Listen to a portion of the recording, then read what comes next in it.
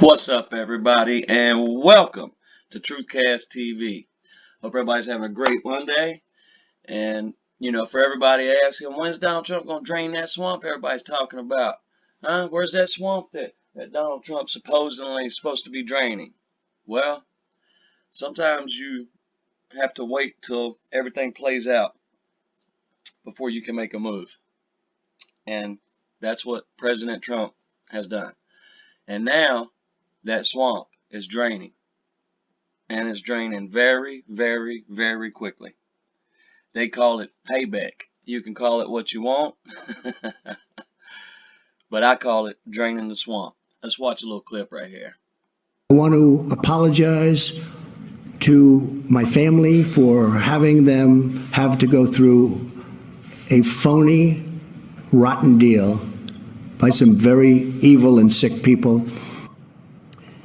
President Trump striking back at his critics after acquittal this week in his Senate impeachment trial. And we're back now with the panel. Carl, what did you think of President Trump's post-impeachment victory lap going after Democrats and even Mitt Romney, a Republican who voted against him? And in a scene, I have to say, that reminded me of the end of The Godfather when Michael Corleone says, "Today we take care of all family business," firing not only Colonel Vindman, who had been as national security advisor, and Vindman's twin brother, and also Ambassador Gordon Sondland. What'd you think of all that? Well, first, let's take the last item. The president has a right to have ambassadors and White House staff who he is comfortable with. And Colonel Vindman, if I were them, the reports are that he was going to leave at the end of February. His tour of duty at the White House ended in July, but he'd supposedly signaled he wanted to leave at the end of February. I would have let him leave at the end of February. But the president has a right to have staff in whom he has confidence.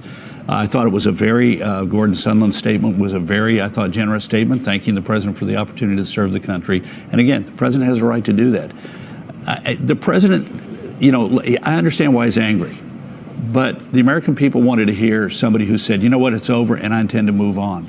And I don't think he served his cause well by angrily striking out. We spent more time thinking about Mitt Romney after the president made a statement than we would have spent anyway. We spent more time looking at sort of the anger on both sides at each other than we would have. The president had a moment to strike a great, I'm looking forward, which I think would have been good for him politically and good for the country. But I understand it. This is something he cares deeply about because he feels personally aggrieved about it. I just wish he would have been able to tone a little bit of that down and tone a lot up on let's get going and move forward. Both aspects of that. First of all, the president lashing out at his critics after the impeachment acquittal, and then also the decision to fire a couple of the people who testified against him and against the edict of the White House. And what about Carl's argument?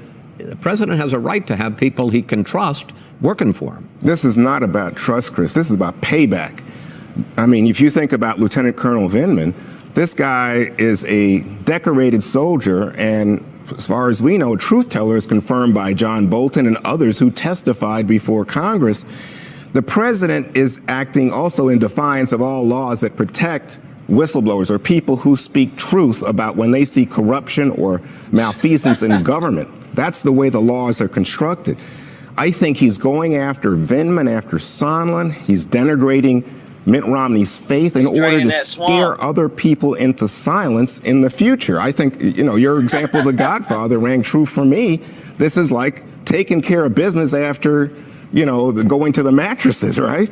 And so when you look at the Senate and you look at the GOP votes, with the exception of Romney, you can understand why people were reacting the way they did. They're in fear of this guy. He has control of the party, and he has silenced them. Carl, you want to push back on that? I love it. A law was broken, the whistleblower law. I'm not aware of it. Not even the attorney for Vindman made that outrageous suggestion. The president has a right to have staff whom he has confidence and trust in. He had every right, Vindman had every right to step forward and say what he did. But as to being justified and verified by others, he said, I had problems with that conversation. Well, guess what? That conversation on its face is not what the Democrats alleged it was. They alleged there was a quid pro quo, and the president never says you got to do this or I'm not going to do that. That's ridiculous. I think there's no question, Carl, that call was not perfect, and that's why it was put in a secret server. Okay, so great. And that's We're why going you to had impeach people your go to president for the being director imperfect. of national We're intelligence. going to impeach the president of the United States for not meeting our perfect standards. No perfect standard. That is exactly why this thing has been so ridiculous. The Senate had this. When you are signed into the United States Senate, you take an oath to uphold and protect the Constitution. And when you see the most powerful man in the land breaking that trust, and then you close your eyes, something's going on, Carl. All right. Yeah, well, I'm not going to question the judgment of people who said, I believe, like Lamar Alexander, it wasn't appropriate, but it didn't rise to the level. There you go. There you go. You shouldn't question I'm glad the acquittal settled everything. Let's turn to the State of the Union address, where the president reached out, and here's one. I mean, listen. Why would anybody want to work with a bunch of backstabbing, snake in the grass pussies? I mean, that's exactly why I hated my last job so bad. Who the fuck wants to go into work, no matter what your job is, knowing that a part of your team is a bunch of dirty, corrupt, snake in the grass, backstabbing, throwing under the bus pussies? I mean, nobody wants to work around that shit. Nobody wants to have to go into work with people like that. So I don't blame them. Drain that swamp, President Trump. Drain that son of a bitch. Because, like I said, you can't trust people like that. And I mean, like I said, and that's exactly how it was at my last job. I mean, 90, I'm going to say 98% of the people I worked with were a bunch of pussies who whine and cry about shit all day long, trying to blame everybody else for their mistakes instead of manning up and owning up to their own mistakes. They would rather blame me, try to throw me under the bus, get me fired, go into the boss's office whining and crying and sucking dick. Nobody wants to work around shit like that. So keep draining that swamp, President Trump. Y'all let me know how y'all feel about this in the comment section below. And please go and click that subscribe button for me. Hope everybody has a great Monday. And remember, stay woke. And until next time, I'm out.